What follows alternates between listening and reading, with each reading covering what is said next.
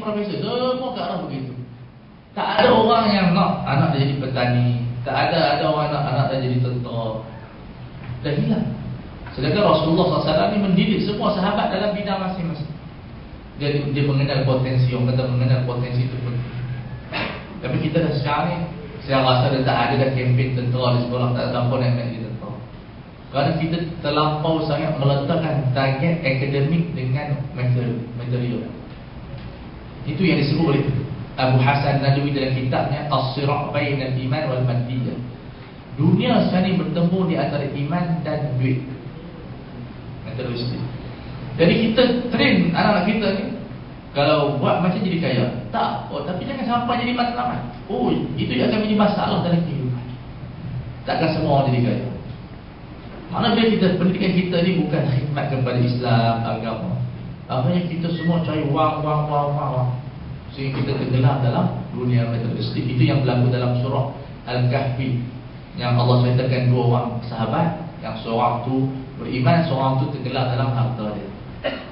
Dan beberapa zaman dalam yang disebut dia jatuh daripada aras dia jatuh daripada kursi dia itu dan ditimpa bala pada harta dia.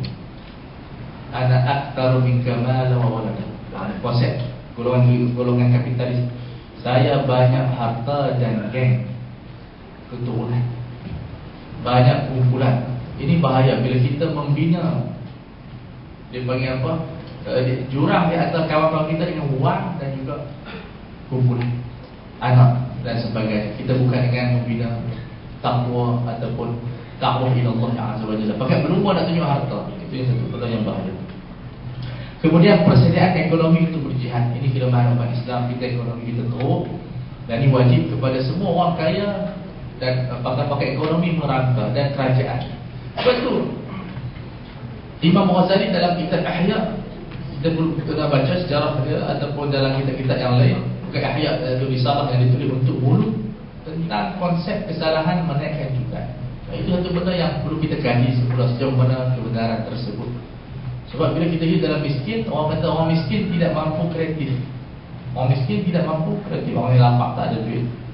Kemudian persediaan pemikiran dan ilmu. Ini mesti wajib ada sekumpulan orang-orang yang hebat. Allah Ta'ala bagi dia IQ bagus, ingatannya bagus, untuk dia aktifkan dan dia fokus terhadap ilmu dan pemikiran. Dan tak semua orang boleh nak membaca kitab, tak semua orang boleh berfikir dan membuat research. Jadi perlu ada kerajaan menyediakan. Sebab tu ulama dulu masa persidangan di Jeddah, maka mencadangkan kewajipan kerajaan, semua kerajaan Islam mewujudkan markas ma'had fatwa. Sebab kita fatwa kita ni tak disusun dengan betul. Kalau kita sign betul, kita ada daripada MRSM tingkatan 1 sampai dia masuk universiti. Tapi sebelah agama kita belum ada institusi yang kukuh. Malah diajak daripada tingkatan 1 tu Quran. Dia tak perlu ada, tak fokus SPM tak apa, tapi dia ada CJ sendiri. Sebab kita nanti bukan nak kerja benar, kita nak kerja yang, kita nak berdakwah kepada Allah, kita nak memahamkan orang berislam. Jadi kalau kita ada pengajian yang kukuh daripada umur 13 sampai 24, 14 tahun mengaji, itu saya yakin perubahan dakwah dan perubahan Islam makin positif. Tapi akhirnya tak disusun sebenarnya. Kita pun tak tahu siapa nak mengaji agama. Lepas SPM baru tahu. Ini itu besar. Tapi tak ada target daripada awal. Dan itu satu benda yang perlu kita buat. Persiapan dalaman dalam akhlak untuk berjihad. Ini training akhlak sangat penting. Di Jepun mereka ada subjek jalan menuju akhlak. Daripada sekolah rendah sampai sekolah menengah diajar subjek itu. Kita belajar akhlak, mereka belajar cara menuju akhlak. Mana di train zuhud. Dan saya dengar daripada Syekh Hasan Dadu baru di satu interview dia. Dia kata di Mauritania kami buat macam tu. Kami train macam mana tahun pertama jadi orang baik, tahun kedua dia jadi orang yang penyayang, tahun ketiga dia jadi zuhud. Dilatih sifat zuhud, dia bukan master. Jadi mereka buat train sifat toleransi. Dalam tempoh beberapa tahun itu, tahun pertama dia akan melihat student itu sampai dah tahap sampai kepada maqam ihsan. Maksudnya kita ada tak sistem pendidikan sekolah kita di train ni? Tak ada pantauan. Untuk kita tengok tahun pertama tu nampak tamak tak ada. Sebab kita bila kita belajar dilatih tamak, dia seorang je dapat macam tu. Penyakit tu bawah tu dia tua. Dia tengok, ada seorang tu dapat soalan sport seorang je. Simpan, dia seorang dapat cemerlang dalam kelas. Bila dia fail, dia nak kawan dia fail semua. Betul, ada orang yang fail. Jiwa dia macam tu. Kan kita begitu. Yang kita fail, tengok pula kawan kita. Bukan seorang. Jadi kalau seorang kita bersedih, bukan begitu kita punya latihan. Maknanya kita sekarang dalam training akhlak. Kita tak macam Jepun. Jepun, jika kita tengok dia punya akhlak. Dan kalau kita nak terbang, orang Jepun jadi pramugari, dia berlari. Dan dia punya skill menghadap tanah. Dia duduk dengan tanah. Dia orang panggil apa? Duduk kaki tu bersimpul dengan tanah. Kita berdiri. Jepun dia sebab dia punya kajian itu yang menyebabkan orang rasa dihargai. Kita pergi rasa Jepun pun macam tu. Lutut dia dekat tanah. Dia berinteraksi sebab mereka telah mengkaji akhlak dan sebagainya. Ini yang perlu di-train. Sebab itu akhlak adalah training. Akhlak bukan pembacaan tapi adalah latihan. Kemudian berwaspada dalam kelemahan diri. Ini kita kena buat satu kajian. Apa kelemahan kita dalam semua institusi kita? Sebab kita, kalau kita bicarakan kekuatan kita, itu maklum. Tapi kita bicarakan kelemahan kita yang kita kena selidik dan kita semak. Dan itu menjadi kewajipan kepada kita. Berwaspada daripada sikap baju dan kerikut. Ini bahaya. Dalam sebuah kerajaan Islam, bila ada rakyat yang penakut dan kerikut untuk menginfakkan, itu bahaya. Kristian di zaman sekarang ini lebih pemurah daripada kita. Kita sebenarnya bukan tak ada duit, tapi ditimpa penyakit. Maknanya ini ada kesilapan yang dilakukan dalam sistem pentarbiyahan. Berwaspada daripada sifat lembut dan keperempuanan. Ini kita lawan pondan. Tak ada istilah yang disebutkan sebagai fitrah pondan. Kalau berlaku fitrah, maknanya dia punya berlaku kerosakan pada fitrah yang wajib diperbetulkan.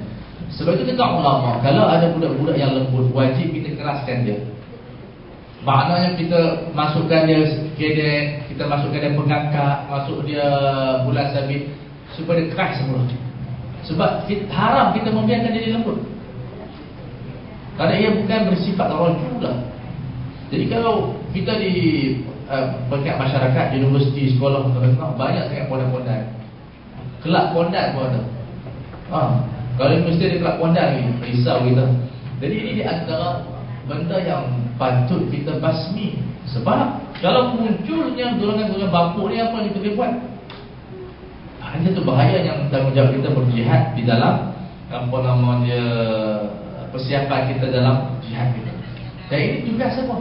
Tugas kerajaan, tugas pendakwah, tugas masyarakat, tugas ibu bapa. Tidak hanya difokuskan kepada satu jihad. Sehingga orang bila kita nak bincang isu ni, maka hanya meletakkan beban pada ibu bapa. Bolehlah beban kepada semua. Ibu bapa pernah boleh pantau 24 jam. Makna benda itu mesti ada sistematik, daripada peringkat kekeluargaan sampai kepada sistem kerajaan. Sebab Rasulullah menganjurkan, kita tengok ada kuda, ada lumba kuda memanah berenang. Itu sistem. Sebab itu pendidikan yang berjaya bila kita mampu mengaktifkan student pada ilmu dan juga pada kesihatan. Dia ada seni dalam kehidupan dia. Ini yang ditujukan oleh maqasid syariah yang perlu kita lihat dan kita perlu memperjuangkan. Makna kita sebagai pendakwah di masjid, kita ada ruang menasihati masyarakat kita dengan skop. Bila kita pergi sekolah, bahasa kita mempertingkatkan akademik kita. Bila kita pergi dalam tempat-tempat yang seperti yang kita melihat ada pondan, ada sebagainya, kita mempertingkatkan kemanusiaan mereka. Bila kita pergi tempat tentera, bila kita pergi tempat orang yang berekonomi, kita semangatkan mereka, kita encourage mereka, kita beri galakkan mereka untuk mengeluarkan wang untuk menderma dan sebagainya. Sebab kita perlukan wang yang banyak untuk agama kita. Sebab di Amerika pada tahun 1978 mereka telah mengumpulkan 10 bilion untuk mengkristiankan satu dunia. 10 bilion ni makna 10,000 juta. Dan kita tak ada dana sampai tahun itu. Sebenarnya kita boleh mengumpul dana sampai bakat sedemikian apabila kita faham tujuan kita berekonomi. Sebahagiannya itu kita keluarkan di jalan Allah Azza wa Jalla.